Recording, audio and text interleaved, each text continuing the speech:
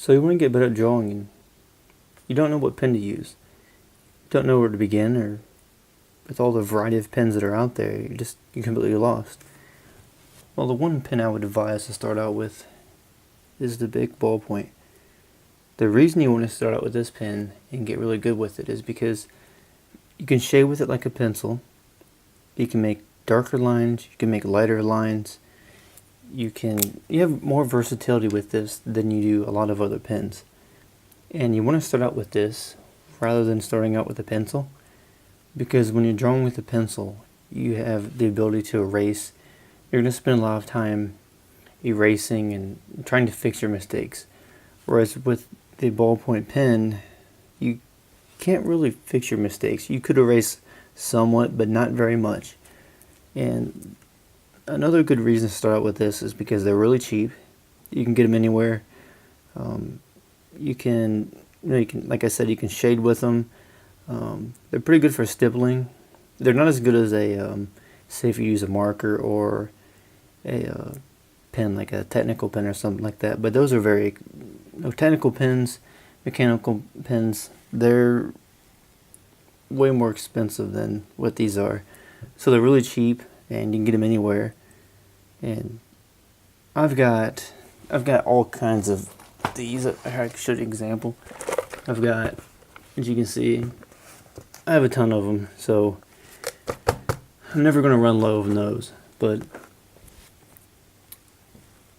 yeah, another thing I like about these is that the points of them, and they come in different sizes. They've got the fine, the extra fine.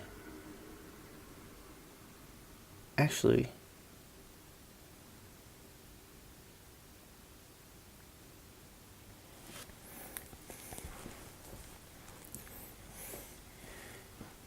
and another thing I like about these is that they come in different sizes. You've got the fine, you've got the standard, and then they also make another kind of ballpoint pen that's made by Bic, and that is the crystal kind, which I have a whole bunch of right here. And I will show you that. I've got quite a few of those as well. And the difference between those and these is that the other ones, they're not as good with shading. But back to my point about these, is that when you're drawing with these, you're able to shade stuff. So let's say I have a square here.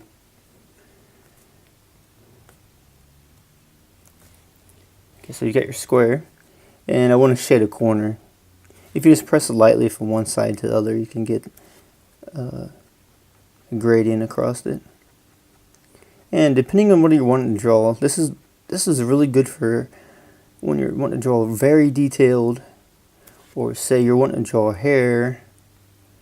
I really like doing these for when I'm doing quick sketches of portraits of people, because they're so cheap, and I don't have to worry too much about if I damage the pen or if I run out of ink, because these, you can just draw so long with these. And unlike pencils, you don't have to worry about them breaking all the time.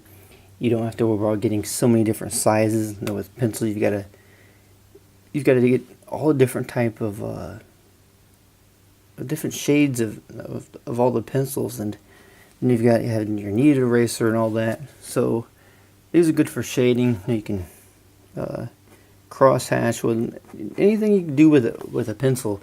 You can do with these, and I think they work better. And because you can erase, it teaches you to learn how to draw without spending so much time erasing, and it helps you become more confident with your drawing. Say you're wanting to, say you can't even draw a circle, right? And say you spend a long time trying to draw a basic shape, and if you're doing it with a pencil, and then you're like, oh, you mess up, and then you spend time erasing over that and spending time over and over and over trying to get better. And I think that using the pen, there's a completely different aspect to it, to where it makes you more confident, and every time you go to make a circle, to where if you practice over and over and over and over again, you can get better. It's not, those aren't completely perfect, but I guess they're okay for circles. But back to my point is that, you know, these are cheap. You can get them anywhere. You can do everything you can do with a pencil. These also come in different colors. You know, you've got the red, the black, the blue, and you got them in different sizes. So there's never a shortage of them. It's not like you have to worry about running out. I've had this one for several months. I've been drawing with it, and I haven't gone through it yet. So if I have this many of them, just think how long you think it'll last me. It's gonna last me probably the rest of my life, or until the point where the ink goes bad, you know.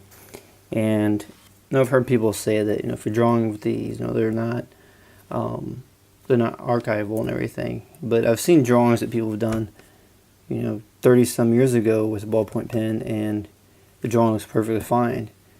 Because if you're using this to just sketch or to improve your drawing, there's no reason to be so worried about trying to make it archival to last forever. This is it's great to use if you're just sketching. And the paper I have here is just some cheap printer paper. So you got cheap pen, cheap paper, and they're easy. Take them anywhere on the go. Don't have to worry about, you know, the cost of them and all that. So yeah, that's reason why I like using the big pen, and I'll continue using them to do portraits and practicing to do abstract drawing, but definitely love them the most for doing portrait drawing.